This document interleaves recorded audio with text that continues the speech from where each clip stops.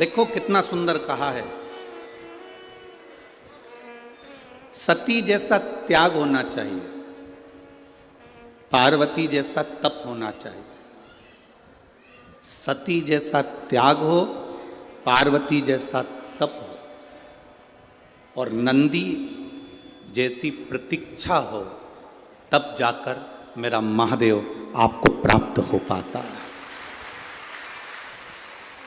शिव ऐसे ही नहीं प्राप्त हो जाता। सती जैसा त्याग। कोई कह रहा था माता सती ने अपने पति की निंदा नहीं सुनी। ना ना, शिव महापुराण की कथा में उमा खंड में लिखा गया, सती खंड में लिखा गया, सती अपने पति की निंदा नहीं सुनी। यह बात नहीं लिखा स्कंद पुराण में या शिव पुराण में। लिंग पुराण में भी यह वर्णन नहीं आया, कूर्म पुराण में भी यह वर्णन नहीं आया। शास्त्र में वर्णन आया सती अपने पति की निंदा से मतलब नहीं है। पुराण में लिखा है सती शिव की निंदा नहीं सुन सकी।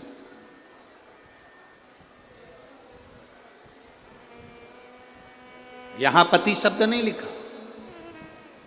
आपके पास में अगर गीता प्रेस गोरखपुर की शिव महापुराण की पोथी हो तो उसको पढ़ना।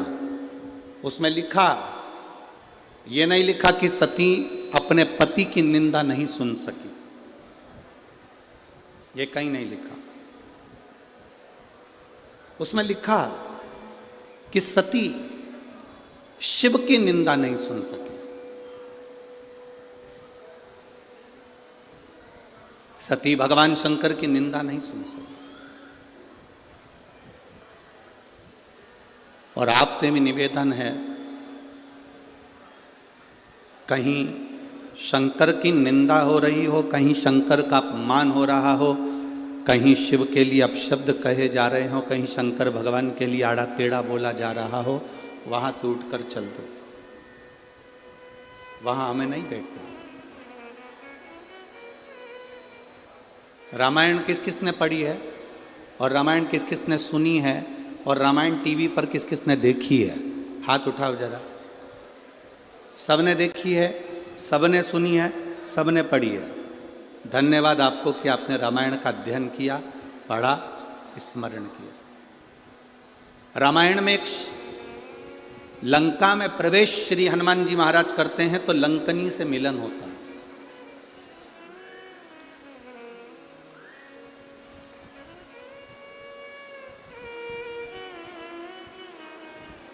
हनुमान जी महाराज जब लंका में प्रवेश कर रहे हैं तब एक स्त्री, लंकनी नाम की एक स्त्री मिलती है। सुरसा मिली, माता कहकर प्रणाम करा। छाया पकड़ने वाली राक्षसी मिली, प्रणाम करा माता कहकर। लंकनी मिली,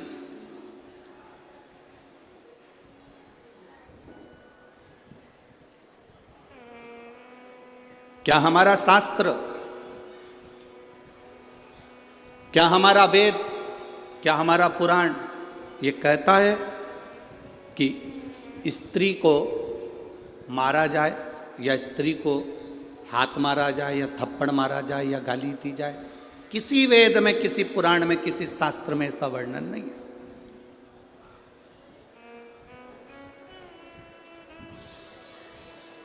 जब हमारे शास्त्रों में ये वर्णन नहीं है तो फिर हनुमान जी महाराज ने लंकनी पर मुष्टिक का प्रहार क्यों किया? जरा विचार करना। बहुत गहन शिव महापुराण की ये शंकर सुमन शिव महापुराण की जो कथा मिली है, ये पूरे विश्व के लिए मिली है। इसको गहन चिंतन करना चाहिए। गहन चिंतन करना चाहिए कि जब हमारे शास्त्र कहते हैं, जब हमारी पुराण कहती है, जब हमारे वेद कहते हैं कि स्त्री पर हाथ ना उठाया जाए, स्त्री को गाली ना दी जाए, स्त्री को अपशब्द ना किया जाए, स्त्री को ताना ना दिया जाए, फिर ये लंकनी पर मुष्टिक प्रहार करना।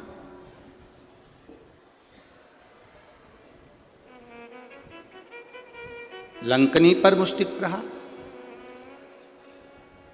कौन है ये लंकनी? कौन है ये स्त्री जो लंका के दरवाजे पर खड़ी है और इंतजार कर रही है श्री हनुमान जी महाराज का कि एक बानर आएगा, मुझे स्पर्श करेगा, मेरे ऊपर मुष्टिक का प्रहार करेगा और मेरे प्राण छूटेंगे? कौन है ये?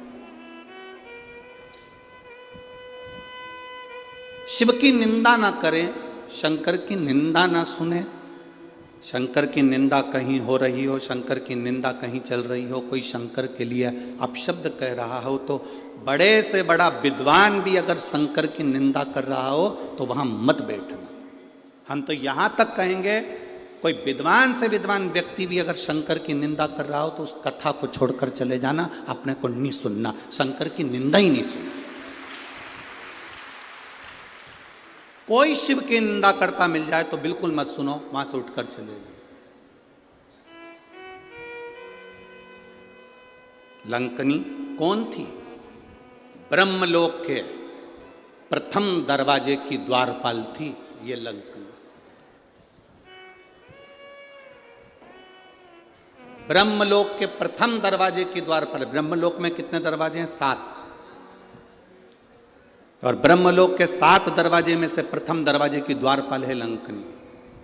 इतनी सुंदर स्त्री, इतनी सुंदर, इतनी सुंदर कि देवलोक की अप्सराएं भी उसके आगे फीकी थी, उस लंकनी के आगे। इतनी सुंदर थी वो, दरवाजे पर द्वारपाली करती थी। जब माता ब्रह्माणी, ब्रह्मा जी की धर्म पत्नी कहीं जाती थी तो लंकनी उनका द्वार खोलती थी, क्योंकि 1 नंबर का दरवाजा माता ब्रह्मणी के आगमन और जाने के लिए था। ब्रह्मवैवर्त पुराण का ये चरित्र जीवन को सुख देने वाला है।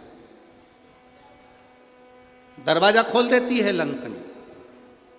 बड़ी सुंदर थी ये ब्रह्मलोक के पहले नंबर के दरवाजे की द्वारपाल, अप्सरा थी, बड़ी सुंदर।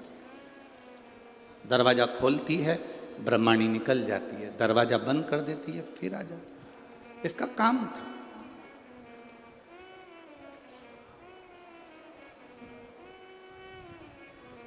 आप में से कई लोग ऐसे होंगे जिनको ददरुआ धाम आते हों और हनुमान जी के दर्शन करने जाते होंगे, तो कई लोग ऐसे होंगे जो पहली बार आते होंगे, उनको दरवाज़ा नहीं मालूम होगा। कल हम पुजारी जी से कह रहे थे और वो पवन जी थे, उन दोनों से कह रहे थे कि महाराज जी ने ये काम सबसे अच्छा करा कि ददरुआ धाम के इस मंदिर प्रांगण के बहुत सारे दरवाजे हैं। तो पुजारी जी कह रहे थे महाराज जी कम से कम 8 दरवाजे हैं मंदिर में प्रवेश आने जाने के। ऐसी ब्रह्मलोक में ब्रह्मा जी के प्रवेश द्वार 7, उसमें से एक द्वार पर दरवाजे पर ये सुंदर स्त्री खड़ी है, जो दरवाजा खोलती है, बंद करती है, पहरेदारी करती है, चौकीदारी करती है। अब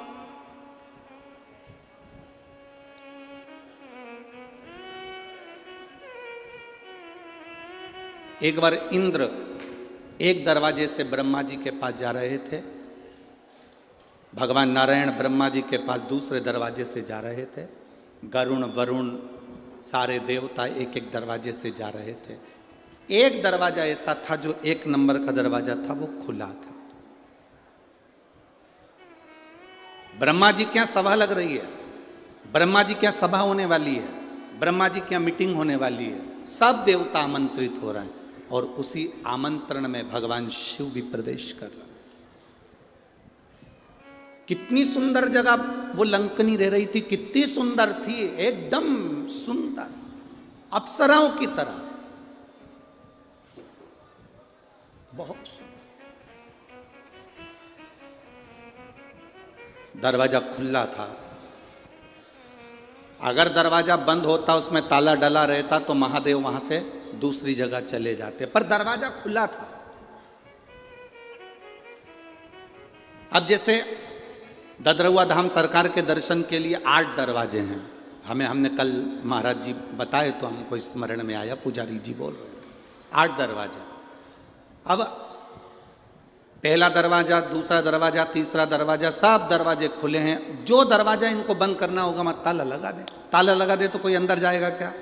जम के तो बोलो, जाएगा कोई अंदर? नहीं जाएगा। कोई वहाँ इंतजार करेगा कि दरवाजा खुलेगा तब मैं अंदर जाऊंगा? कोई नहीं इंतजार करेगा। ताला लगाए, कोई है नहीं, कोई नहीं आएगा, अपन दूसरे दरवाजे से चलो।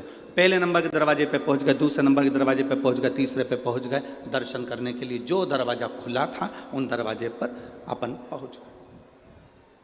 ब्रह्मा जी के यहाँ सारे दरवाजे फुल थे, एक नंबर का दरवाजा खुला हुआ था।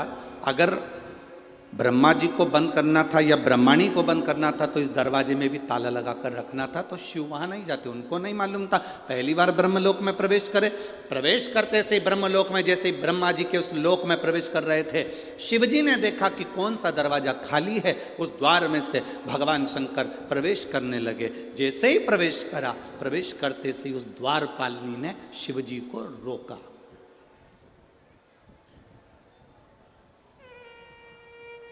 वो दरवाजे पे खड़ी हुई उस लंकनी ने, उस द्वारपालिनी ने, जो सुंदर है, अति रमणीय, अति सुंदर, उसने रोक दिया।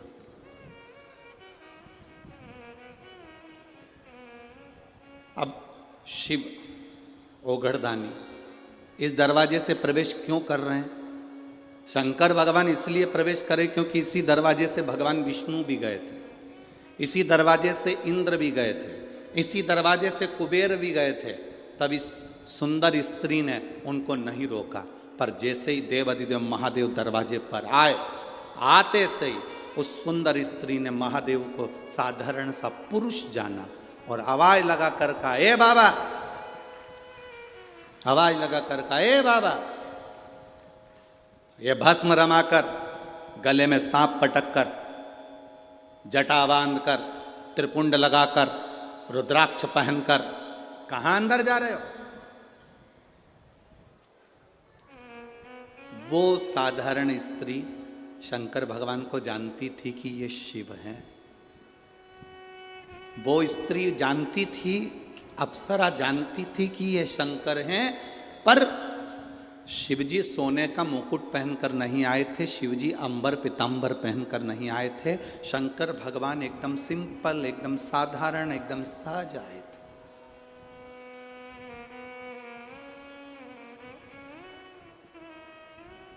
अब यहाँ जितने संत बैठे हैं, आप इनका दर्शन कर रहे हो, और भी संत आए उनका कभी दर्शन करिए, और भी संत आए उनका दर्शन करिए। जितने उधर बैठे हैं उन संतों का भी दर्शन करिए, और भी कुंभ के मेले में जाने के बाद में आप कुंभ के मेले में दर्शन करिए संतों का। कोई भस्म चढ़ाया हुआ है, जटाजूट बांधा हुआ है, मृगछाला पहना हुआ है, रुद्राक्ष पहना हुआ है, किसी संत को कभी हल्के में मत लो। हमने कह दिया ये बड़े हैं, वो छोटे हैं, ये बड़ा है, वो छोटा, ना ना ना ना, ये हमारी दृष्टि है कि हम बड़ा छोटा करते। संत, साधु, गुरु और अग्नि, अग्नि देखिए, आग कभी छोटी नहीं होती। आग घास के पूले पर कपड़े में, कागज में छोटी सी चिंगारी भी पटक दो, पूरा मकान जलाकर राख कर देती है, पूरा मकान। संत, साधु, गुरुजन, ब्राह्मण जन, अग्नि साधारण नहीं होती। छोटी से छोटी अग्नि भी पूरे मकान को जलाने की सामर्थ्यता रखती है। छोटे से छोटा संत भी राम नाम, कृष्ण नाम, शिव नाम में इतना डूबा रहता है कि दुनिया के पाप को जलाने की सामर्थ्यता रखता है। हम उसको ले लेते हैं हल्के में। नहीं, साधारण संत होंगे, हाओ पंडित जी का छोरा होगा, हाओ ऐसा होगा, हाओ वैसा होगा, ना ना ना ना।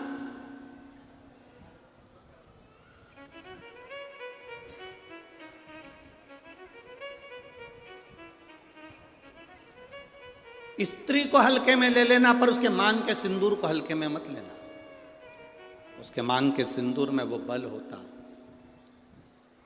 महाराज, जब स्त्री हाथ में सिंदूरा लेती है ना, आपके इधर कैसे सिंदूर लगाते हैं हमको तो नहीं मालूम, पर सुहागन स्त्री जिसकी शादी हो गई, वो स्त्री जब अपने हाथ में सिंदूरा लेती है, स्त्री कभी भी सिंदूर जब लगाती है तो सिंदूर की डब्बी को कहीं रखकर नहीं लगाती, हमेशा याद रखती।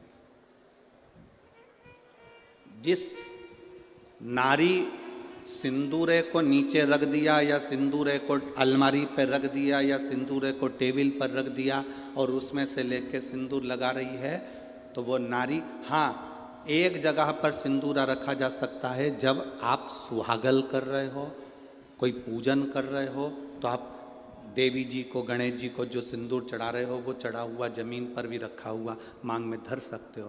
पर जब आप स्वयं 16 श्रृंगार कर रहे हो, उस जगह पर सिंदूरा जमीन पर नहीं रखा जाता।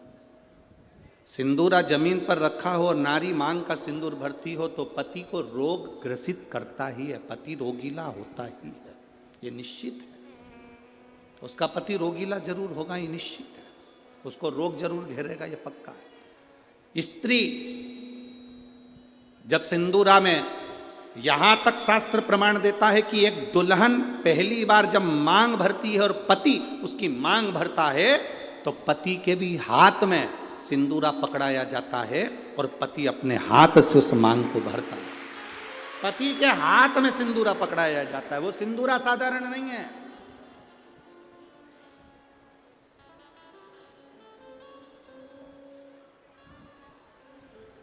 आप में से कोई ऐसी आलसन हो सकती हैं, कोई ना कोई ऐसे आलसी हो सकते हैं कि ड्रॉज खोली, उसमें रखा था, उसी में से निकाल के और भर ली और उसी में रख दिया। ऐसी कहीं कहीं की मिस इंडिया हो सकती है, ऐसी कहीं कहीं की। पर मेरा विश्वास कहता है, भिंड जिले की तो नहीं कह सकता कि ऐसी होगी। भिंड जिले की जितनी होंगी हाथ में सिंदूरा लेकर सिर पर मांग भरने वाली ही होगी। सिंदूरा हाथ में लेकर, तो स्त्री को हल्के में ले लो पर उसके सिंदूर को हल्के में नहीं ले सकते। सिंदूर में वो बल होता है।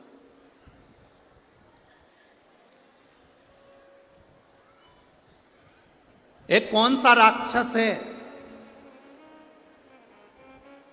जिसका संहार, वो कौन सा राक्षस है जिसका संहार एक स्त्री ने मांग के सिंदूर से अपने दूसरे प्रतिबिंब को प्रकट कर कर मारा था? वो कौन सा राक्षस है? ऐसा कौन सा राक्षस जिसको वर था कि वो स्त्री के हाथ से मरेगा और स्त्री अपने मांग के सिंदूर से, उस सिंदूर से अपनी परछाया प्रकट कर लेती है और परछाया से मारती है? वो एक ही राक्षस था, मुल्कासुर। कौन सा राक्षस? मुल्कासुर। उसको माता जानकी जी ने मारा था, लंका में जाकर मारा था, लंका के दरवाजे पर। कौन था मुल्कासुर? कुंभकर्ण की पत्नी का पुत्र, कुंभकर्ण का बेटा। कुंभकर्ण की जो पत्नियां थी उसमें से एक करकटी थी जिसका पुत्र भीम था। उस भीम को शिवजी ने मारा था तो वो भीमा शंकर बन गया था। और कुंभकर्ण का एक बेटा था मुल्कासुर, जो जन्म लेने के बाद मूल में हुआ था तो उसको भिगवा दिया गया था, जिसको सीता जी ने मारा था, माता जानकी जी ने मारा था। मांग के सिंदूर में कितना बल होता है।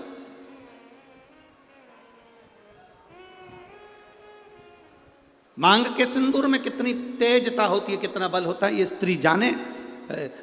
स्त्री आज के ज़माने में तो ऐसी पेंसिल आ जाती है, वह पेंसिल से ऐसी लाइन लाइन खींच लेती है और पेंसिल से लाइन खींचा और काम खत्म, बस।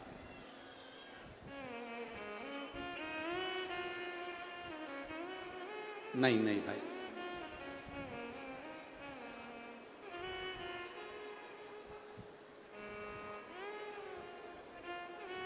आप में से आप लोगों ने देखा कि नहीं देखा, बड़े बड़े घर के लोग भले मांग भरने में संकोच करें, सिंदूर लगाने में संकोच करें,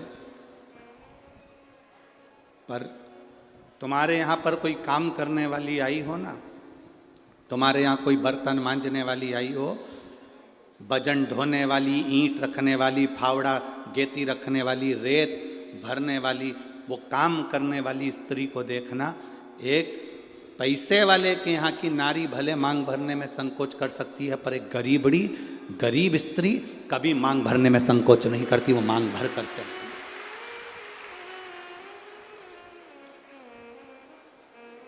आपके यहाँ कोई बर्तन मांजने वाला आते हो, आपके यहाँ कोई झाड़ू लगाने वाली आती हो, आपके यहाँ कोई पोछा लगाने वाली आती हो, आपके यहाँ तगाड़ी ढोने वाली आती हो, वो स्त्री मांग में सिंदूर भर कर चलती है। बोलो जी जीजी आप लोगों ने देखा है कि नहीं देखा, ईमानदारी से बोलना हो। कथा ऐसे नहीं चलती कि महाराज ने बोल दिया तुमने स्वीकार कर लिया, तुम तो दिल से बोलो कि तुमने देखा कि नहीं देखा। भजन ढोने वाली मांग में सिंदूर भर लेगी और मांग में सिंदूर भरकर भजन ढोलेगी। किसी उस स्त्री से पूछना कि मांग में तो सिंदूर भर लेती है, भले तू कैसी भी दिखे पर तेरी मांग खाली नहीं रहती है, उसका कारण क्या है? तो वो स्त्री कहती है कि मैं कितना भी बोझा ढोलूं, मेरा पति मेरे साथ में भजन ढोने में साथ रहता है। मांग के सिंदूर में वो बल होता है महाराज। वो सिंदूर जो सीता जी अपनी मांग में भर रही, वो सिंदूर आज तक ददरुआ धाम सरकार श्री हनुमान जी महाराज के तन पर तुम्हें लगा हुआ दिखता है। उस सिंदूर में कितना बल होगा, उस सिंदूर में कितना आनंद होगा, वो सिंदूर क्या साधारण होगा?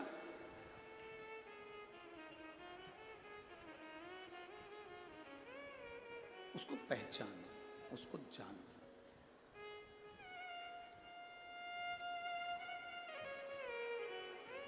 जरा विचार करिएगा, स्मरण में लाइएगा।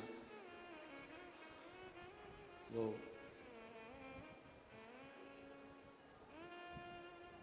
मांग का सिंदूर इतना प्रबल होता है, वो कहे ना वो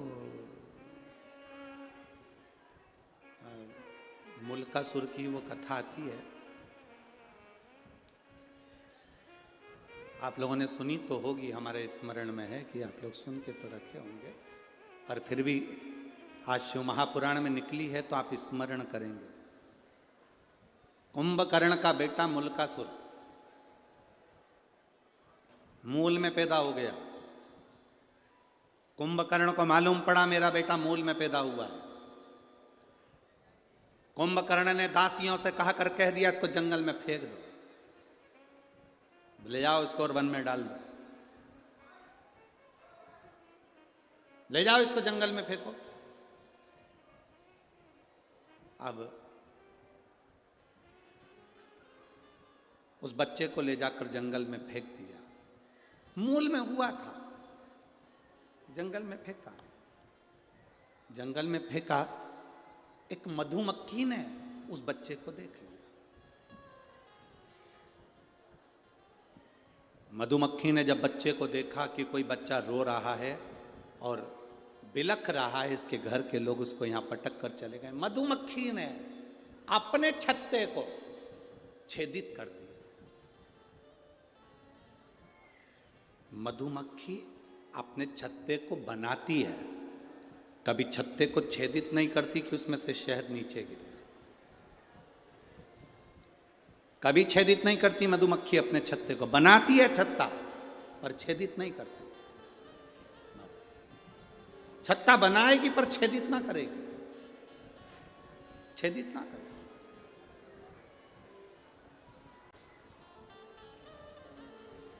मधुमक्खी ने अपने छत्ते को छेदित कर दिया, शहद नीचे टपकने लगा। वो जो मुल्कासुर था, कुंभकर्ण का जो बेटा था मुल्का, वो नीचे सोया था, रो रहा था, मुंह में शहद उसके जाने लगा। मुल्का धीरे धीरे धीरे धीरे रोना बंद कर दिया। दूसरी मधुमक्खी आ गई, तीसरी मधुमक्खी आ गई। बहुत सारी मधुमक्खियों ने उस बालक को पाल पोस कर बड़ा करा और उसका नाम मुल्का, कुंभकर्ण का बेटा। कुंभकर्ण के दोनों बेटों का चरित्र बड़ा विचित्र है। एक करकटी से पैदा हुआ भीम, जिसको शिव जी ने मारा था तो भीमा शंकर, मेरे भोलेनाथ का 12 ज्योतिर्लिंग में से एक ज्योतिर्लिंग भीमा शंकर बना। और दूसरे नाम पर यह मुल्क, ये मुल्का। अब मुल्का बड़ा हो गया, मधुमक्खियों ने पाल पोस कर बड़ा करा, तो मधुमक्खी कोई माता मानता था, मधुमक्खी कोई पिता मानता था। एक मधुमक्खी से उस मुल्का ने पूछा, मां, अब देखो हमारा सनातन धर्म कितनी सुंदर बात कहता है, मानो तो मैं गंगा मां हूं, ना मानो तो बहता पानी। आप अगर एक पाषाण को, एक पत्थर को भी पूज रहे हो तो वो पत्थर भी तुम्हारी नैया पार कर सकता है जिसकी तुम पूजन कर रहे हो। सनातन हिंदू धर्म में है क्या? आपका विश्वास सनातन हिंदू धर्म को मजबूत करता है। शिव महापुराण की कथा क्या देती है? शिव महापुराण की कथा क्या देती है आपको? विश्वास, भरोसा, दृढ़ता। एक पत्र आया है, देखिए।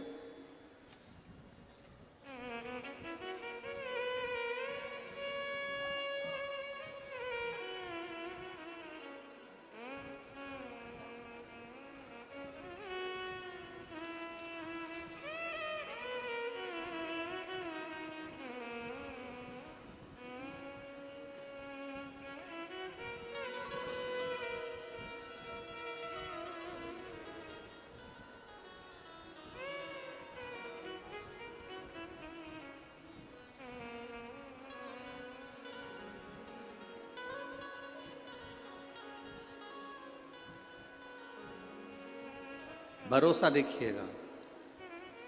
गुरुजी 13 साल से संतान नहीं थी। मैं बाबा का क्या वर्णन करूं गुरुदेव। ये पत्र में हरि सरकार मारुति नंदन महाराज मिश्रा जी के हाथ से भेज रही हूँ। जिनने पत्र भेजा है वह हाथ आप ही लेके आए महाराज जी, एक बार हाथ हिला दीजिए। ये पत्र मैंने महाराज जी के हाथ से भेजा है। मैं दिल्ली से लाइव देख रही हूँ इस कथा को। ददरवा धाम सरकार के चरणों को नमन करती हूँ। गुरुदेव, ये पत्र मैं हनुमान हरि सरकार मारुति नंदन महाराज जी मिश्रा जी के माध्यम से भेज रही हूँ। गुरुदेव, 13 साल से मेरे यहाँ बच्चे नहीं थे। मैं बाबा का क्या वर्णन करूं।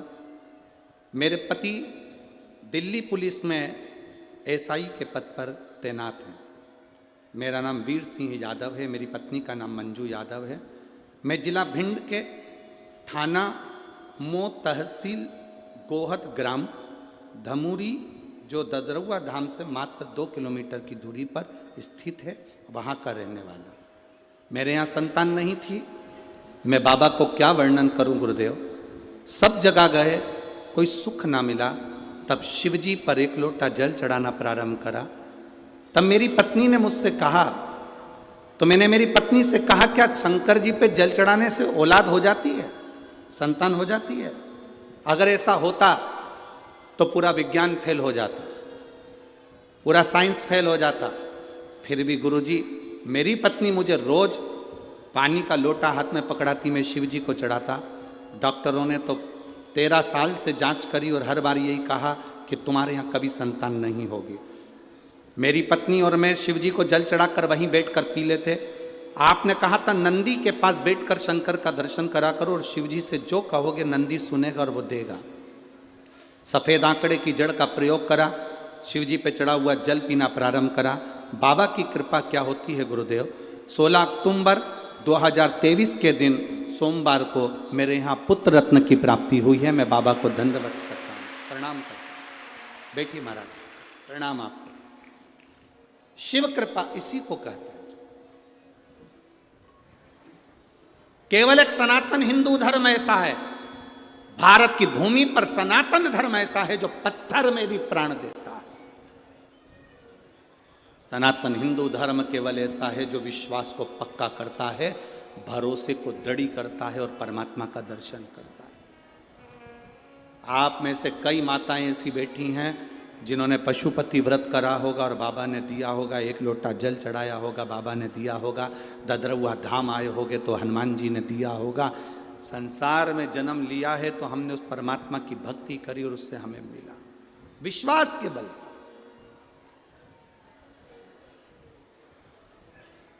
हम तो आपसे मिलते भी नहीं हैं। आप सरकार से पूछ लेना, या पुजारी जी हों, पवन भैया हों, या इस ददरवा धाम के जितने सेवादार हों उनसे पूछना, सियोर वाला महाराज अपना कमरा छोड़कर बाहर तक नहीं निकलता। और जितने गार्ड लगे हों वहाँ पुलिस विभाग के लोग लगे हों उनसे पूछना। वो महाराज होंगे बहुत सारे आपके यहाँ आते होंगे, मिलते होंगे, जुलते होंगे, हम नहीं मिलते। हमारा एक ही काम है, हमारे पास में जो छोटा सा शिवलिंग है, ठाकुर जी हैं, उनका पूजन करना। जितना बन सके अपने को बाबा ने जो समय दिया है उस समय में पाठ करना, और भगवान की माला जपना। जितनी जप सकते हो उतनी जपो। ये संसार से मिलेंगे तो आप 100, 500, 200 रुपये देकर जाओगे, पर मेरे भोलेनाथ को जपूंगा तो वो मेरी जिंदगी में मेरा हाथ पकड़कर ऊपर पहुंच जाएगा। केवल यही कथा नहीं, आपने पूरे जितनी बार कथा सुनी होगी, हमने एक बात कहा, हम मिलते नहीं है। बोला था कि नहीं बोला था? हम कहीं नहीं मिलते।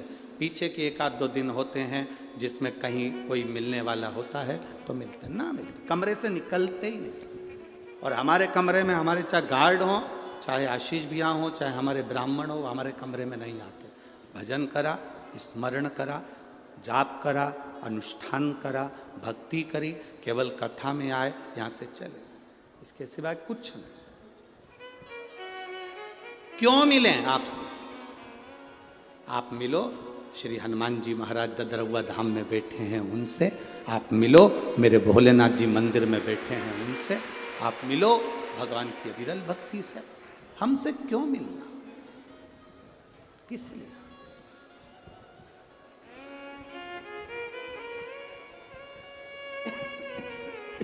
आप उसकी भक्ति करो, आप उसका भजन करो, आप उसका स्मरण करो। जितना जितना भजन का बल बढ़ेगा, जितना जितना भजन का बल बढ़ेगा, आपको कहीं जाने की जरूरत नहीं पड़ेगी। भोलेनाथ ढूंढता ढूंढता टार्च जलाकर तुम्हारे पास पहुंचेगा कि तू भजन कर रहा है। आपको नहीं जाना है कहीं पर, वो आएगा, शिव स्वयं।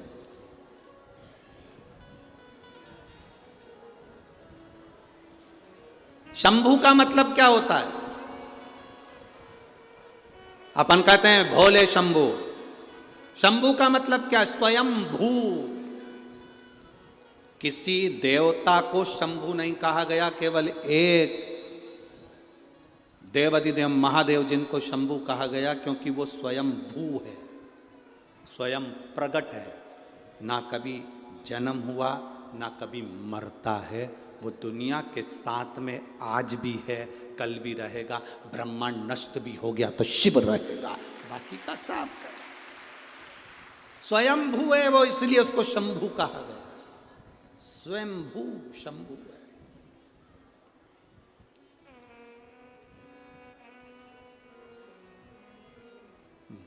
मुल्का को मधुमक्खी ने छेद कर कर, अब आपका विश्वास क्या कह रहा है?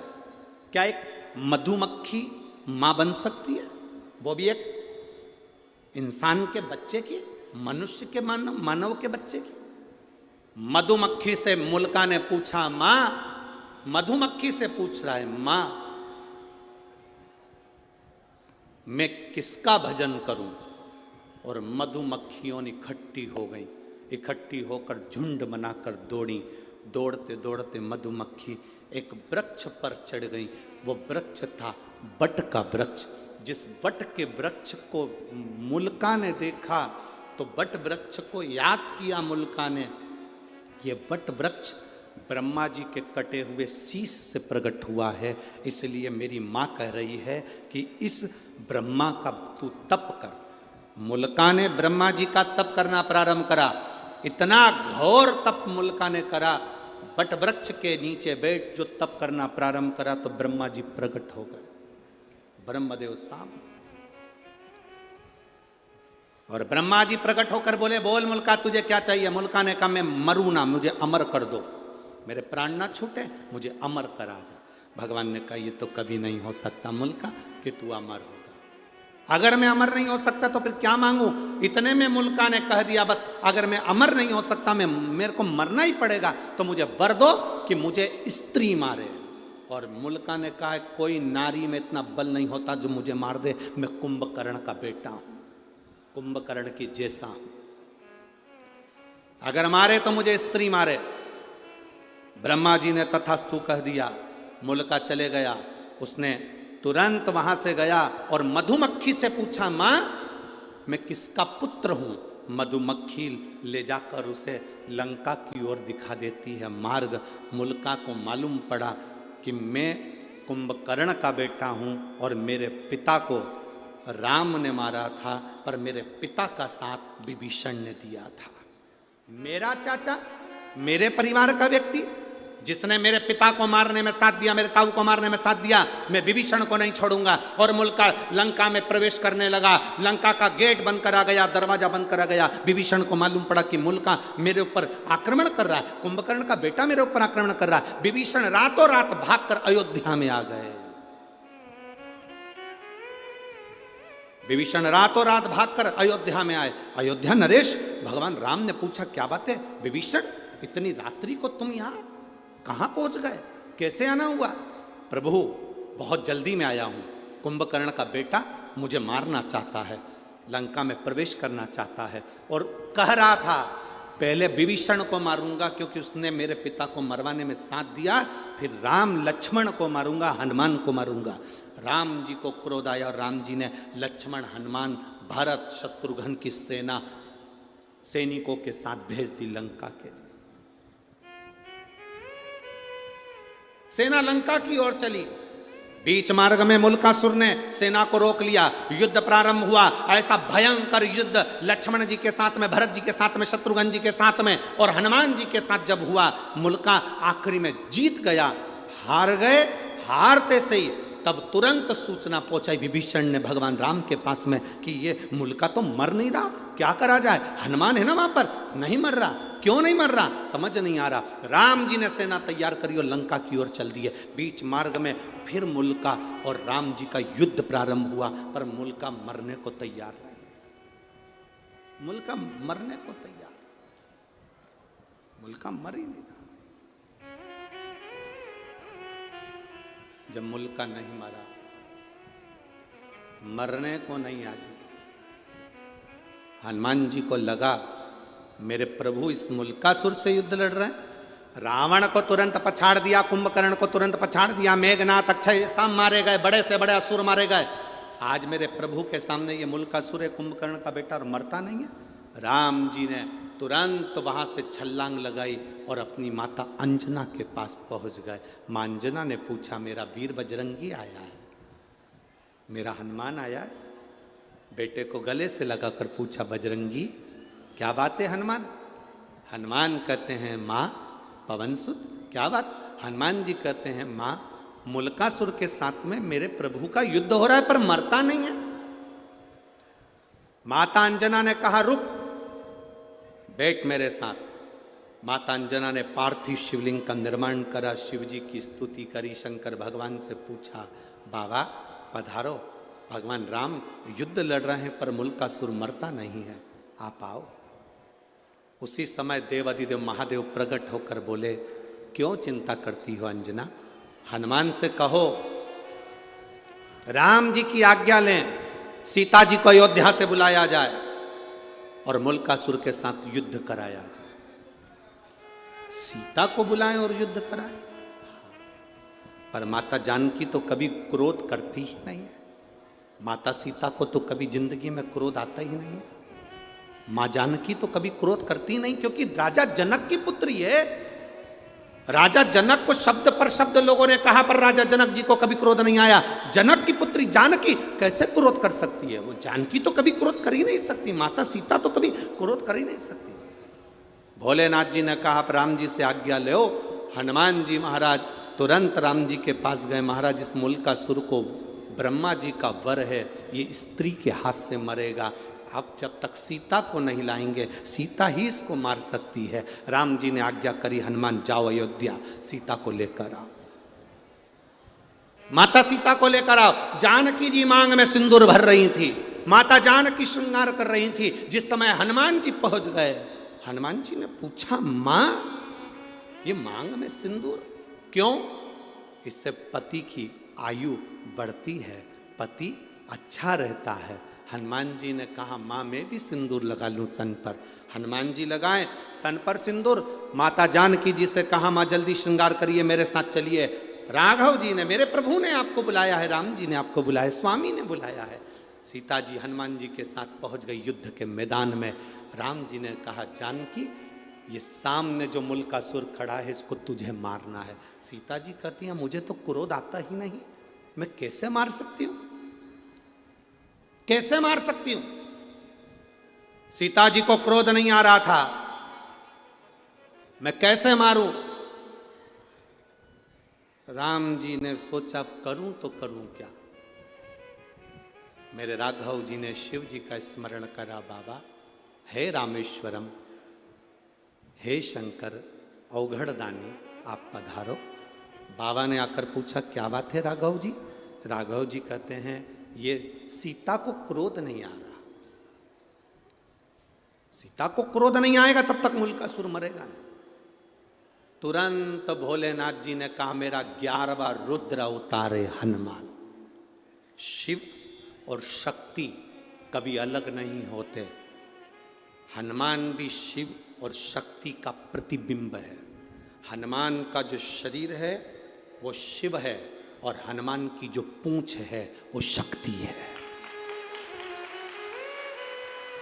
हनुमान का शरीर शिव है और हनुमान की जो पूंछ है वो शक्ति है। हनुमान का शरीर शिव है और जो पूंछ है वो पार्वती है।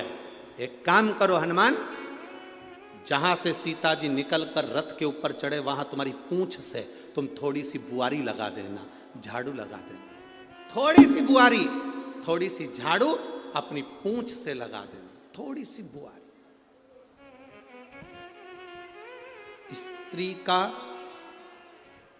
स्त्री का पल्लू, थोड़ा ध्यान देना, बहुत अच्छी विषय है।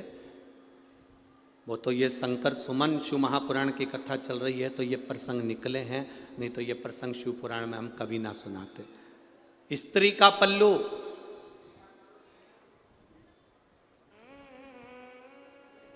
एक माता का पल्लू,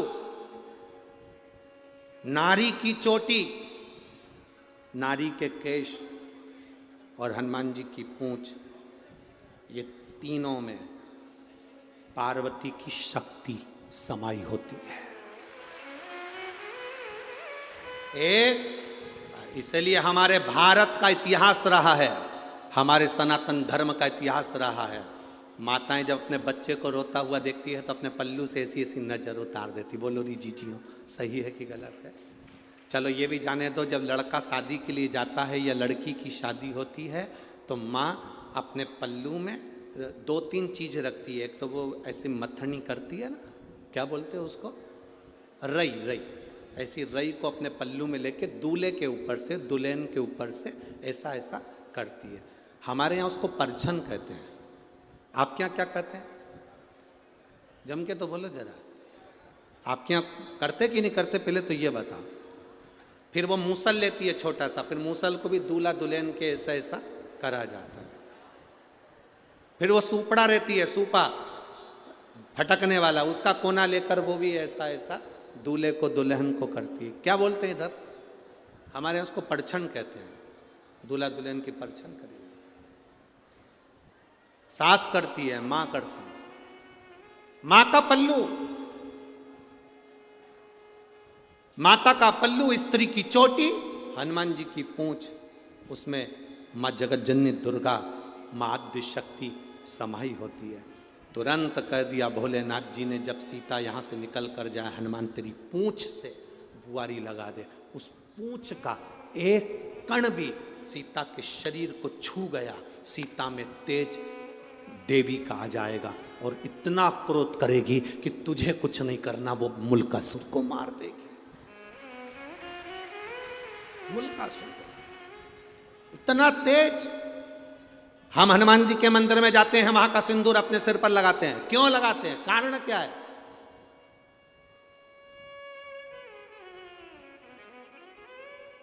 हम हनुमान जी के मंदिर में जाकर उनका सिंदूर लेकर अपने सिर पर लगा रहे हैं। हनुमान जी के सिर पे से सिंदूर नहीं लेते हैं। लेते हैं? अरे बोलो तो जम के।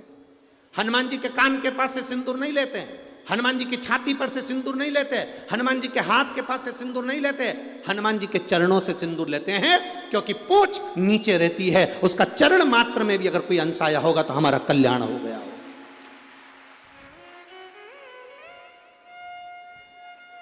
अब तुम्हारे यहां अगर ऐसा होता हो कि सिर पे से सिंदूर लेके लगा लेते हो तो बात दूसरी। हाँ, शास्त्र नहीं है, शास्त्र ये वर्णन करता ही नहीं कि सिर पे से सिंदूर। यहाँ तो हनुमान जी के चरणारविंद का सिंदूर लेकर मस्तक पर लगाया जाता है। हनुमान जी की पूंछ नीचे रहती है, उस पूंछ में से एक अंश भी उनके केश का भूमि पर गिरा होगा, उसमें सिंदूर लग गया होगा, हमारे मस्तक पर लगा होगा तो हमें बल मिलेगा, बल मिलेगा तो संसार से लड़कर हम आगे निकल जाएंगे।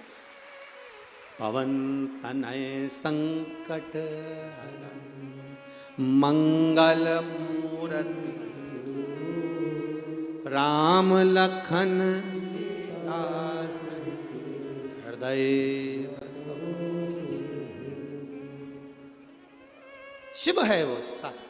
शंकर भगवान ने कहा हनुमान सीता जी, सीता माता जानकी चली, चलते ही हनुमान जी ने बुहारी काढ़ी, बुहारी काढ़ते से माँ जानकी ने देखा सामने मूल का सुर को।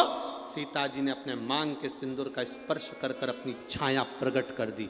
जानकी नहीं, सीता की छाया प्रकट हो गई और सीता माता की छाया ने ऐसा विकराल रूप धारण करा कि मुल्कासुर को 5 बाण में त्रस्त कर कर उसको पछाड़ दिया। अंत में मुल्कासुर मर गया, मुल्कासुर मर गया।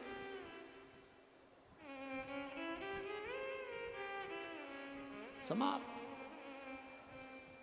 शिव शिव है, शंकर ओघड़ी है। महाराज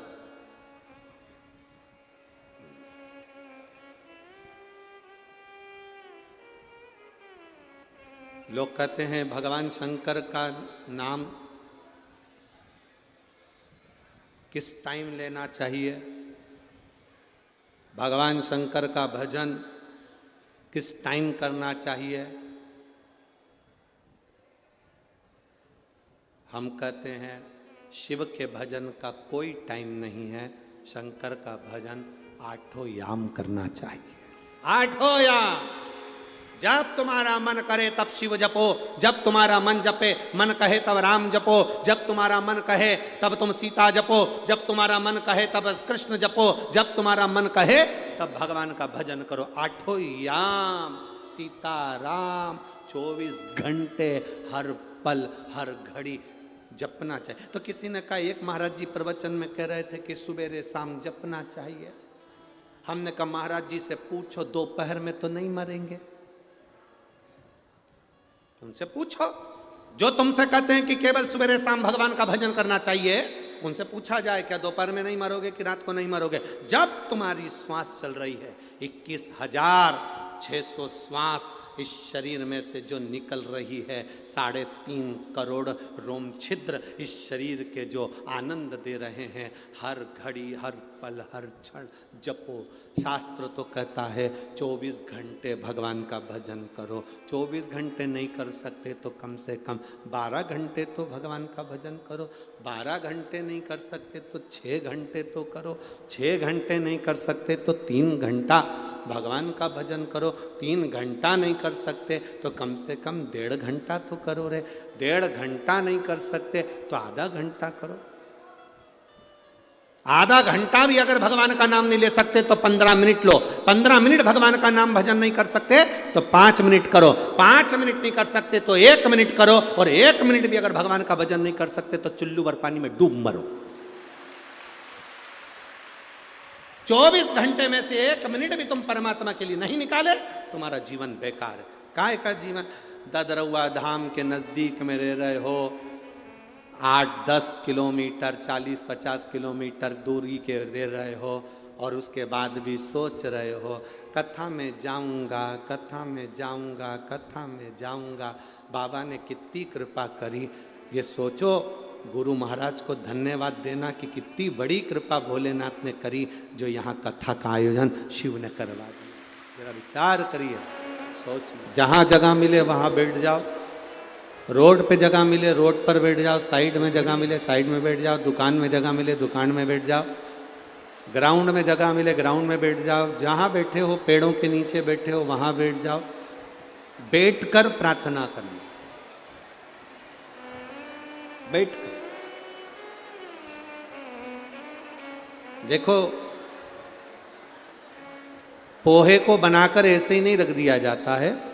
पोहे की कढ़ाई को गर्म पानी पर रखा जाता है, गर्म पानी के भगोने पर रखा जाता है, जिससे पोहा गर्म रहे।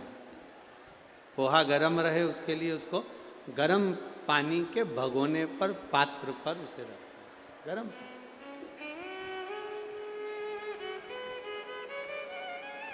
पोहा गर्म रहे इसलिए उसको गर्म पानी के पात्र पर रखा जाता है। क्यों? पोहा गर्म बना रहे।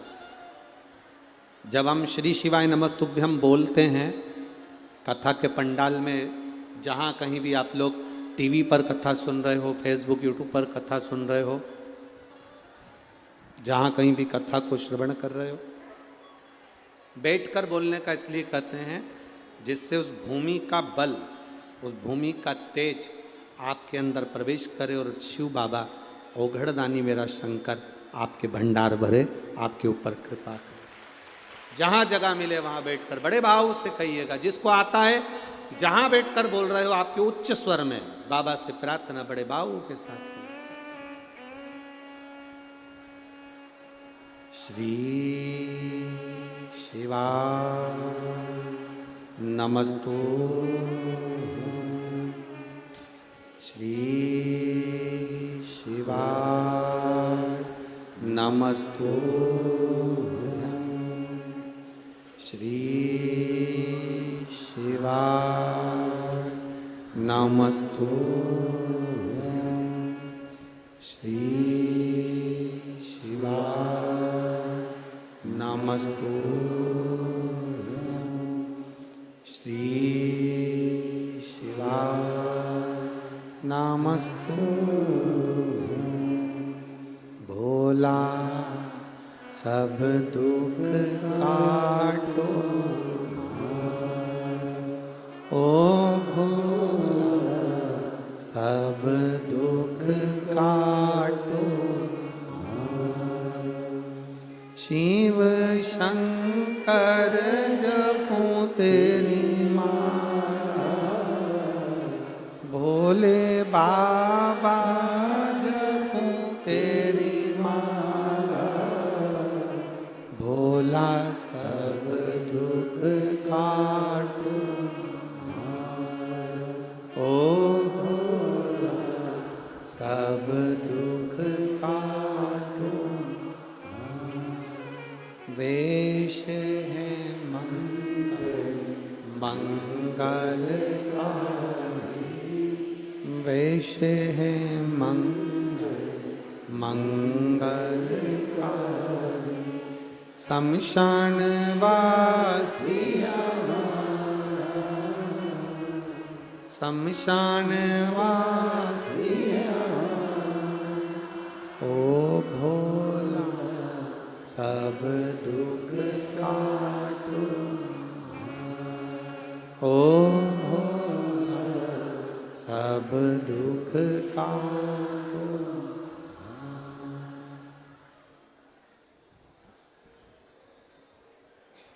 बाबा से अपने मन की बात भाव के साथ दिल से सुनता है शिव, धारण करता है शिव। शिव कथा कह रही है,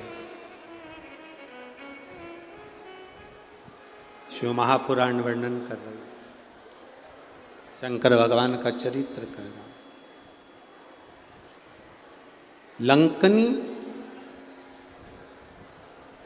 स्वयं ब्रह्मा जी के दरवाजे पर खड़ी वो सुंदर स्त्री,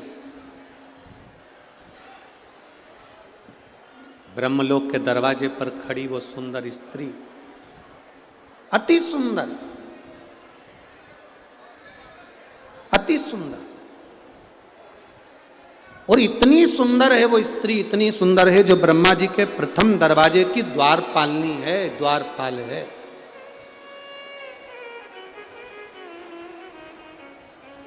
जो ब्रह्मा जी के प्रथम दरवाजे के द्वार पर, भगवान ब्रह्मा जी के दरवाजे से, उस द्वार से इंद्र भी गए, उस स्त्री ने नहीं रोका। भगवान नारायण भी गए, नहीं रोका।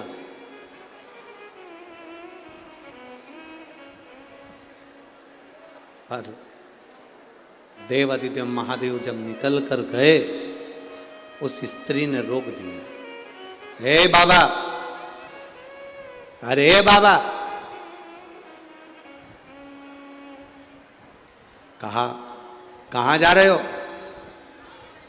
शरीर तो देखो आपका, भस्म लपेटे हो, गले में सांप पड़ा हुआ है, जटा बंधी हुई है। बहुत ध्यान से कथा सुनिएगा, बहुत दूर दूर से आप लोग आए हो। दिल में शिव को बिठा कर लेकर जाना। शंकर को दुनिया के लोगों ने हल्का ही लिया, बहुत हल्के में शंकर जी को लोग लेते हैं।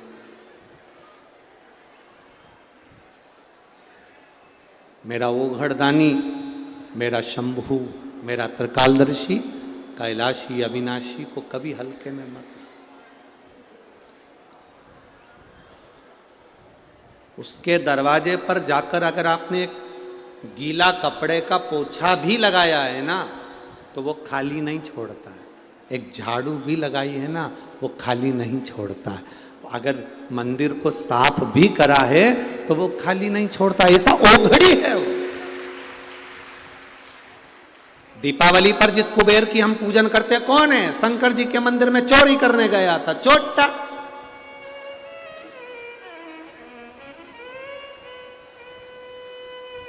वो तो चोरी करने गया था, चोरी का सामान देख रहा था कि मंदिर में से क्या चुराऊं। अंधेरा था, दिया जल रहा था टिमटिमाता हुआ।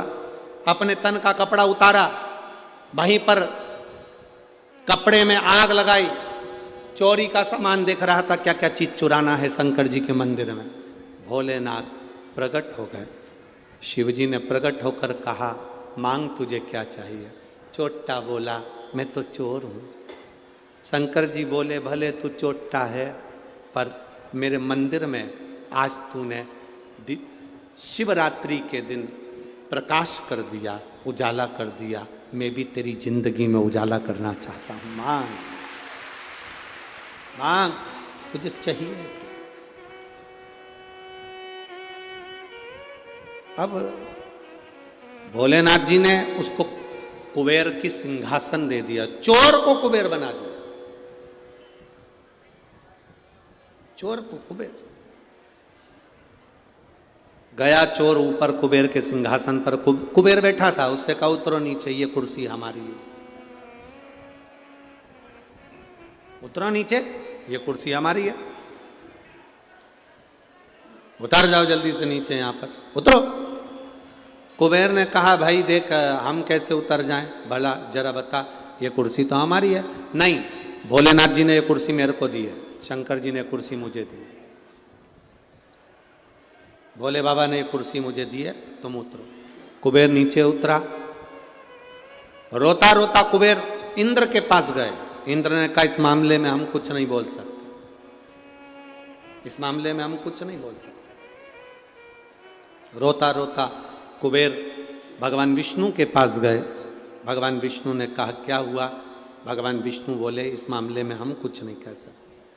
रोता रोता कुबेर ब्रह्मा जी के पास गए।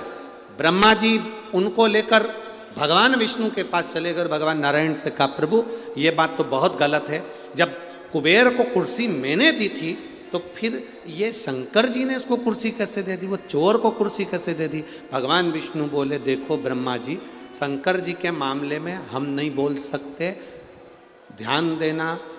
ब्रह्मा जी तुम्हारे भाग्य को लिख सकते हैं, विधाता तुम्हारे भाग्य को लिख सकता है, भगवान तुम्हारे भाग्य को लिख सकता है, पर केवल एक देव अधिदेव महादेव ऐसे हैं जो तुम्हारे भाग्य के लिखे को मिटाकर अच्छा लिख सकते हैं। अकाल मृत्यु वो मरे जो काम करे चंडाल का, और काल उसका क्या बिगाड़े जो भक्त हो मां। जो शिव का उपासक, उसको क्या चिंता?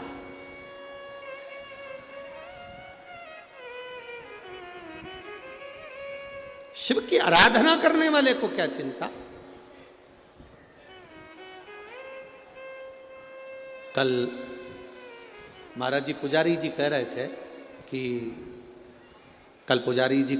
कि रात्रि को लाखों की संख्या में भक्त ये ददरौआ धाम में आ चुके थे। रात्रि को लाखों की संख्या में भक्त ददरौआ धाम आ चुके थे।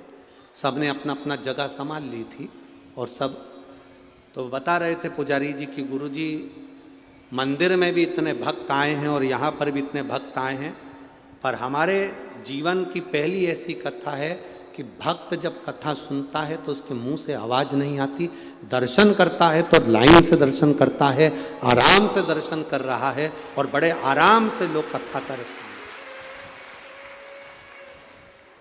शिव की उपासना करने वाला, ये शंकर की, राम की, कृष्ण की जिसके अंदर भक्ति होती है वो मौन रहकर अलमस्त होकर कथा का लाभ लेता। अलमस्त, उसको कोई मतलब नहीं, कोई। आग लगे बस्ती में, बोलो बोलो जम के बोलो, अपन रहो। शंकर भगवान कितनी मस्ती में रहते, जहर पी लिया, कंठ में विष भरा है तो भी आराम से रह रहे हैं। आप में से कहीं का भी एक आध बार मच्छर काट खाए तो 25 बार जरा विचार करो। पर शिव शिव है, जहर कंठ में भरा है, गले में सर्प धरा है, सिर पे गंगा चंद्र धरा है और मेरा शंभु अड़भंगा बैठा भक्ति में डूबा हुआ है। निंदा ना करें, अपशब्द ना बोलें, शिव को पहचानो। शिव के मामले में कोई नहीं बोलता, कोई। एक झाड़ू लगाने वाले को फल मिल सकता है, बुआरी लगाने वाले को फल मिल सकता है, तो क्यों ना मिले, क्यों ना।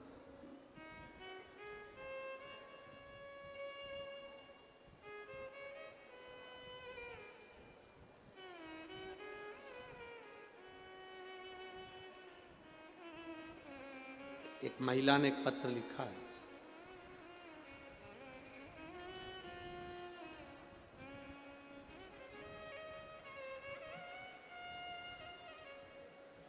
गुड़िया सिंह मुजफ्फरपुर बिहार से आई हैं। कहीं बैठी हैं तो हाथ हिला सकती हैं। गुड़िया सिंह मुजफ्फरपुर बिहार से आई हैं, कहीं बैठी हों तो हाथ हिला सकती हैं। जहाँ कहीं बैठी हों तो अपने हाथ हिला सकती हैं। आप ही हैं, एक बार ऐसे हाथ हिला दो। गुड़िया सिंह मुजफ्फरपुर बिहार। बच्चा आया है जिसकी आंखें पूरी चली गई थी, यही है वो, यही है बच्चा। मैं गुड़िया सिंह मुजफ्फरपुर बिहार से हूं। मैं पहली बार भोपाल की कथा में गई थी और वहां कथा के पंडाल में बाबा से कहकर आई थी, मेरे बच्चे की आंख में बहुत बड़ी बीमारी हो गई है, उसकी आंखों से दिखना बंद सा हो गया है, कुछ नहीं आता, बाबा संभाल लेना। गुरुजी आप कहते हो कथा के पंडाल में बोला गया बाबा सुनता है। मैं भोपाल की कथा में कही थी अगर मेरे बेटा ठीक हो जाएगा तो मैं जहाँ भी कथा नज़दीक में होगी वहाँ जाकर बाबा को प्रणाम करूँगी। गुरुदेव, बच्चा ठीक है बाबू, आँखों से दिखना प्रारंभ हुआ, उसको लिया एक बार लाओ। इसकी आँख में बहुत बड़ी बीमारी हो गई थी जिसका नाम भी मैं लेना नहीं चाहती। शायद भगवान से प्रार्थना करूंगी कि ऐसी बीमारी किसी के मत देना। आंखें चली गई, दिखना बंद सा हो गया, शरीर बेकार हो गया, बड़े से बड़े डॉक्टर का इलाज करवा लिया पर ठीक नहीं। भोपाल की कथा में आई थी, बाबा को प्रार्थना करी थी। शहद वाला प्रयोग जो आपने बताया था गुरुजी, पीपल के पत्ते का दोना बनाकर शहद भरकर शिव को चढ़ाकर नैनों में लगाने का, मेरे बच्चे की आंख वापिस आ गई और जो बड़ी बीमारी हुई थी वो मिट गई है। मैं बाबा को यहाँ प्रणाम करने के लिए। औघड़ी है शंभु, औघड़ी।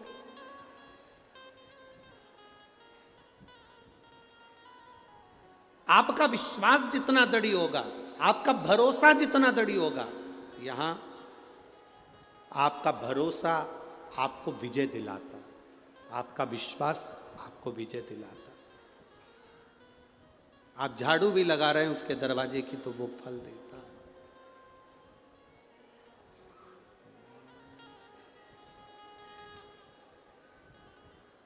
वो कहे जब से तेरा गुलाम हो गया तब से मेरा भी नाम हो गया। जब से तेरा गुलाम हो गया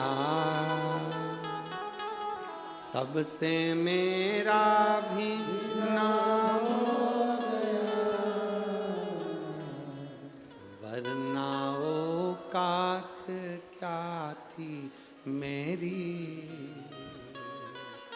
वरना औकात क्या थी मेरी। सबसे बढ़िया है सबसे खरी भोले बाबा तेरी नौकरी। सबसे बढ़िया सबसे। जब से तेरा गुलाम हो गया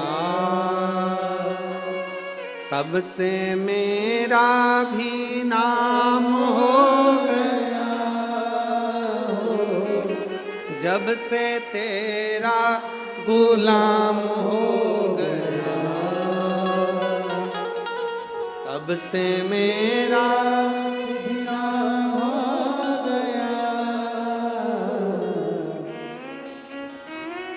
एक बार जोरदार ताली बजाओ।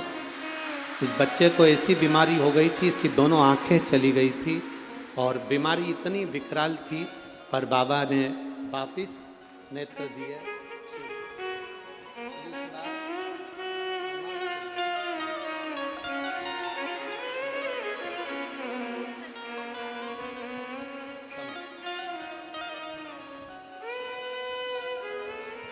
वरना औकात क्या थी मेरी, सबसे बढ़िया है सबसे।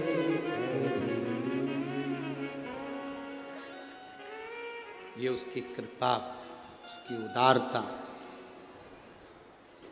शिव निंदा ना करें, शंकर की निंदा भी ना सुने। भक्ति जितनी बढ़ा सकते उतनी बढ़ा, जितनी बढ़ा सकते।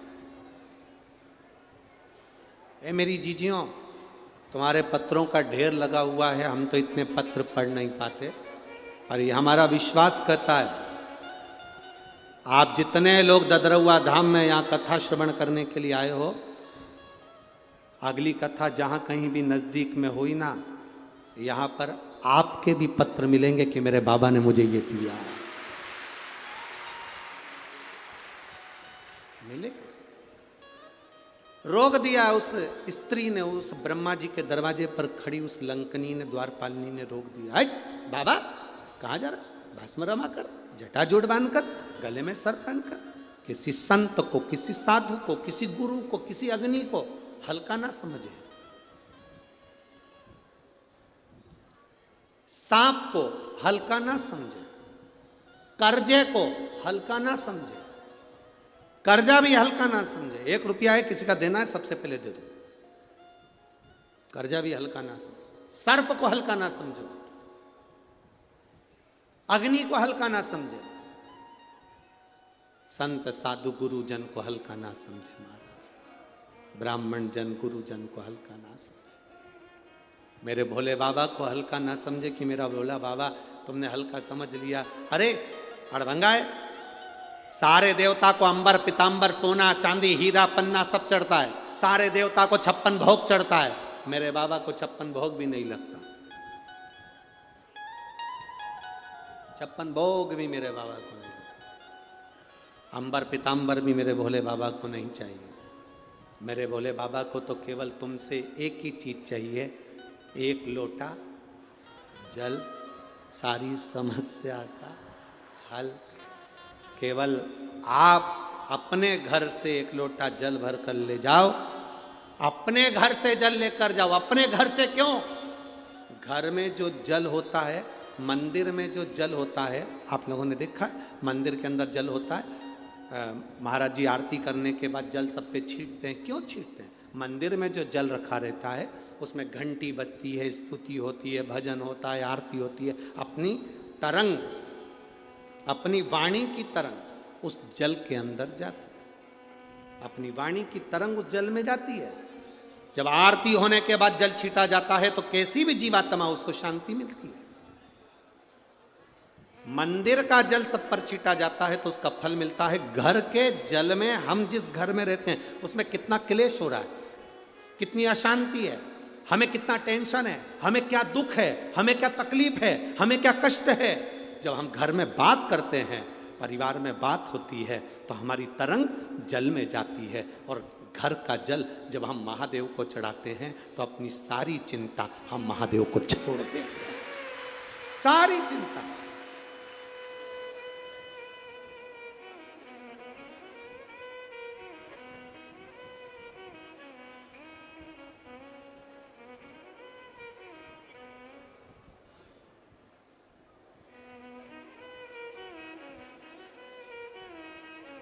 हमारी पूरी चिंता हमने महादेव को सौंप दी। हमने अपने जीवन की पूरी टेंशन उनको दे दी।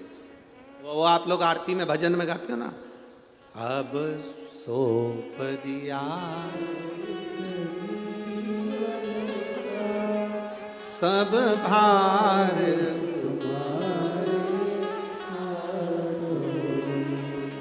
हे हार तुम्हारे हाथों में और जी तुम्हारे हाथों में। हम अपना पूरी चिंता, पूरा टेंशन, पूरा विचार भगवान को दे देते हैं और देते रहना चाहिए।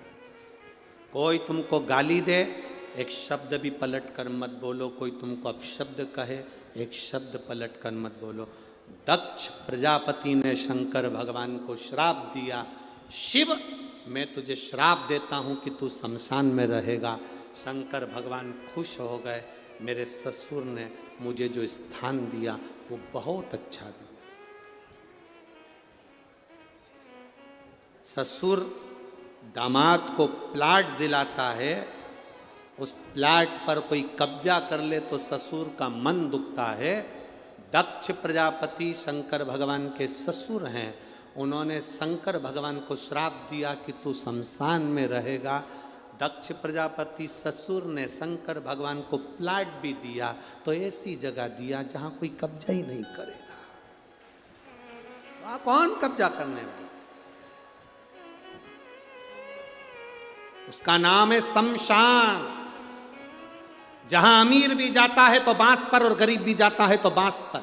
अमीर भी जाता है तो सफेद कपड़े में, गरीब भी जाता है तो सफेद कपड़े में। अमीर भी जाता है तो घास के गद्दे पर, गरीब भी जाता है तो घास के गद्दे पर। आपके इधर ऐसा होता हो कि डनलप के गद्दे पे ले जाते हो तो बात दूसरी। अमीर भी जाएगा तो सफेद कपड़े में, गरीब भी जाएगा तो सफेद कपड़े में। अमीर भी जाएगा तो घास के गद्दे पर, गरीब भी जाएगा तो घास के गद्दे पर। अमीर भी जाएगा तो बांस पर, गरीब भी जाएगा तो बांस पर। जहां सबकी शान सम है उसका नाम सम शान है। वहां बराबर की शान है। कोई अमीर नहीं, कोई गरीब नहीं। ये दुनिया में हो सकता है कि तुम अमीर हो, तुम गरीब हो, पर शमशान में आग लगे तब कोई अमीर कोई गरीब नहीं होता। जिसने ज़्यादा बादाम खाई हो उसकी भी राख एक जैसी होती है, जिसने नी खाई उसकी भी एक जैसी है। हो सकता है बादाम खाने वाले की राख थोड़ी क्वालिटी बान हो तो भर के रख, पर एक जैसा सम है। जब शंकर भगवान की दृष्टि में सम है तो फिर दुनिया क्यों भेद करती है? दुनिया ने भेद करा। ब्रह्मा जी के दरवाजे पर खड़ी हुई उस स्त्री ने, उस लंकनी ने, उस द्वारपालिनी ने भेद कर दी। ब्रह्मा जी के सामने खड़ी हुई उस प्रथम दरवाजे की उस स्त्री ने भेद करा। इंद्र जी को नहीं रोका, विष्णु जी को नहीं रोका पर शंकर जी को रोक दिया। क्या अड़भंगे हो, क्या अड़भंग।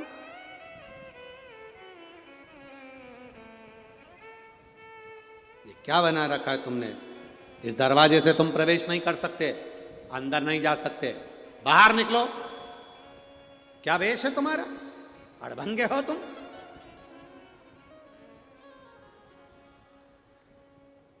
शिव तो मौन थे, शंकर कभी जवाब नहीं देता। शंकर का जो भक्त होता है ना, शिव की उपासना करने वाला होता है ना, वो कभी जवाब नहीं देता। आप उसको गाली दे दो, अपशब्द कह दो, ताना दे दो, वो कभी जवाब नहीं देगा, क्योंकि उसको भरोसा है। जवाब, छोटा सा बच्चा, मम्मी पापा हाथ पकड़ कर जा रहे हैं, बच्चे को कोई थप्पड़ मार दे, बच्चे को कोई अपशब्द कह दे, तो बच्चा मारेगा वापिस जवाब में कि माता पिता मारेंगे? बोलो बोलो, जम के बोलो जरा। बच्चा तो मारेगा नहीं, माता पिता चिल्लाएंगे, ए मेरी औलाद को कैसे हाथ लगा लिया, मेरे बेटे को कैसे छीन लिया, मेरे बेटे को कैसा गाली दे दी। माता पिता ने उठाया, 2 थप्पड़ दिया। याद रखना, शंकर का उपासक, शंकर की आराधना करने वाला, शिव की उपासना करने वाले का जवाब शिव भक्त कभी नहीं देता, उसका जवाब उसका शंभु देता है, उसका शिव देता है। वो कभी जवाब नहीं देगा, जवाब वो दे।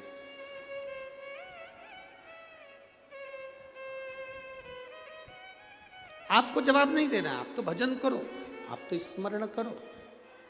ये कथा जो ददरौआ धाम में हो रही है, ये कथा तो कल सुबह 9 बजे से 12 बजे तक हो जाएगी, 12 बजे विराम हो जाएगी। टीवी पे वही 1 बजे से 4 बजे तक आ जाएगी।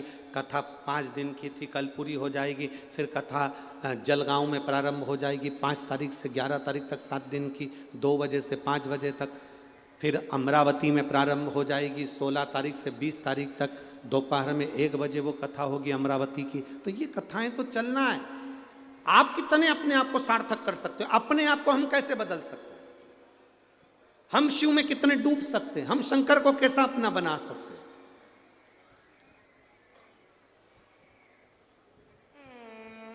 जमीन अच्छी होगी, फसल अच्छी होगी। जमीन बेकार होगी तो फसल बेकार होगी। आपकी भक्ति अच्छी होगी तो भगवान फल भी अच्छा देता है। भक्ति गड़बड़ हुई तो फल नहीं मिला। भक्ति तो ठीक हो, आपका भजन का बल बढ़ाओ।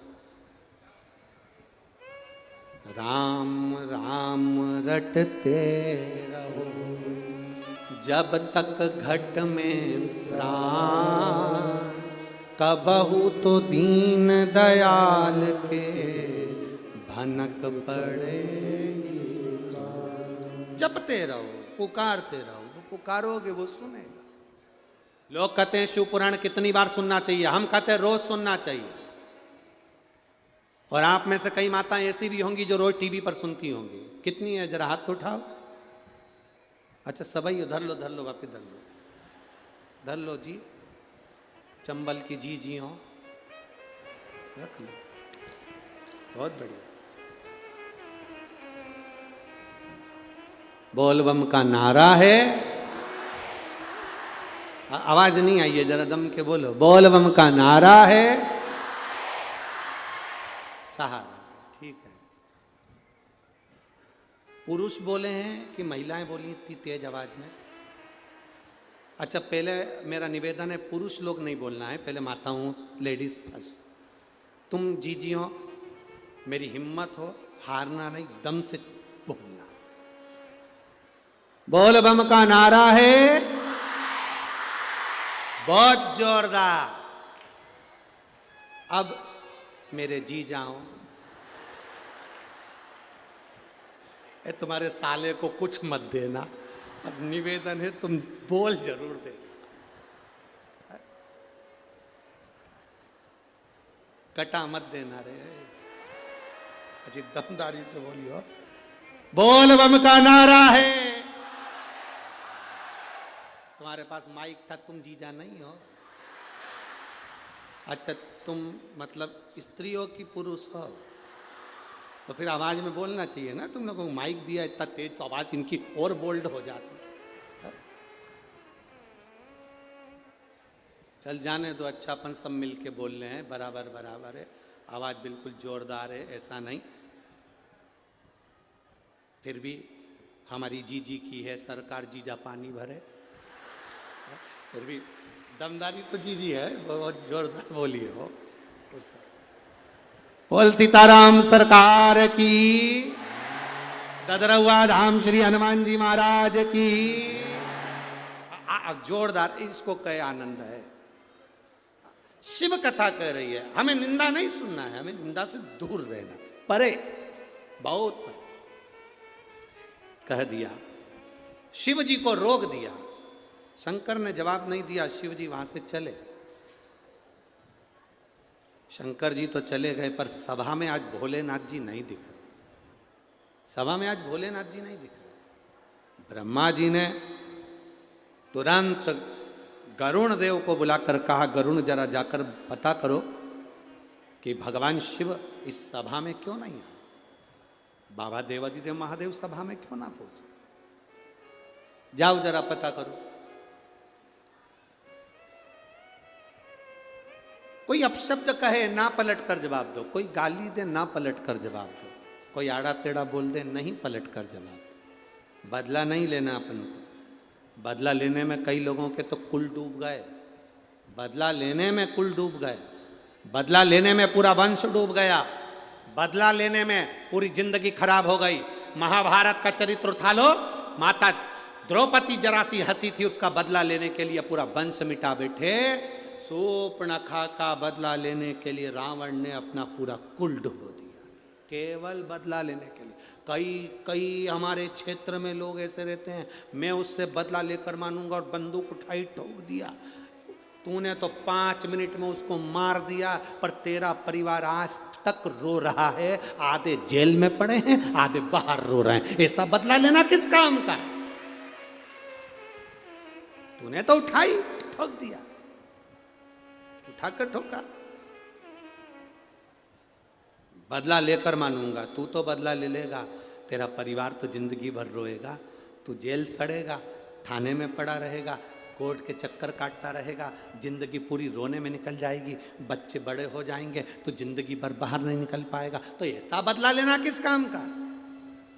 शिव महापुराण की कथा को सुनने वाले एक बात अपने अंदर उतार लेना, रावण ने अपनी बहन का बदला लिया था, पूरा वंश मिट गया। दुर्योधन ने अपनी हंसी का बदला द्रौपदी से लिया, पूरा वंश मिट गया। जो जो बदला लेने की ठानता है, उसके परिवार में रोना ही रोना लिखा होता है, कभी सफलता नहीं होती। जो बदला लेने की ठानता है, कई लोग अकड़ में आकर कह देते हैं, कई लोग अभी तुम यहाँ से इधर पीछे के रास्ते से अंदर मत आन दो किसी को, फिर देखना वो बोलेगा देख लूंगा तेरे को तो बाद में, मिल तू बाद में, तेरे को बाद में निपटूंगा, अभी ज्यादा इतरारिया है ना, तूने मेरे को चढ़ने नहीं दिया मंच पे, तू आ तू मेरे पास, तूने अभी मेरे को देखा नहीं है, अभी तूने मेरे को देखा नहीं। आन दे मेरा समय, जब मेरा समय आएगा ना तेरे को बता दूंगा मैं क्या चीज हूं। और गुस्सा होके गाड़ी उठा के भुड़ भुड़ करके चला गया। आगे गया तो एक्सीडेंट हो गया, हॉस्पिटल में भर्ती हो गया, डॉक्टरों ने कह दिया समय आ गया। अभी क्या कर गया था, मेरा समय आन दे, मैं बता दूंगा समय कब किसका कैसा आ जाए, किसको भरोसा है, किसको भरोसा।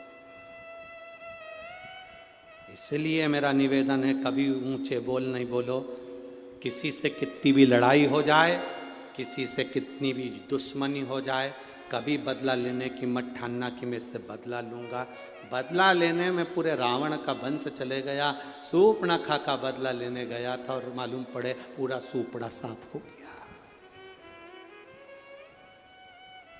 दुर्योधन बदला लेने के लिए गया था कि इस द्रौपदी ने मेरे ऊपर हंसा है, बदला लेकर मानूंगा, और दुर्योधन का पूरा वंश नष्ट हो गया। घर की माताओं को चाहिए, तुम्हारे बेटे की किसी से लड़ाई हो जाए, डंडा उठाकर बदला लेने जाए तो माताएं उसको समझाए, हमें बदला नहीं लेना, हमें नहीं लेना बदला। तू लड़ाई करेगा, तलवार उठाएगा, छुरा उठाएगा, बंदूक उठाएगा, मार देगा, थाने में पड़ा रहेगा, तेरे छोटे छोटे बच्चे जिंदगी भर रोते रहेंगे।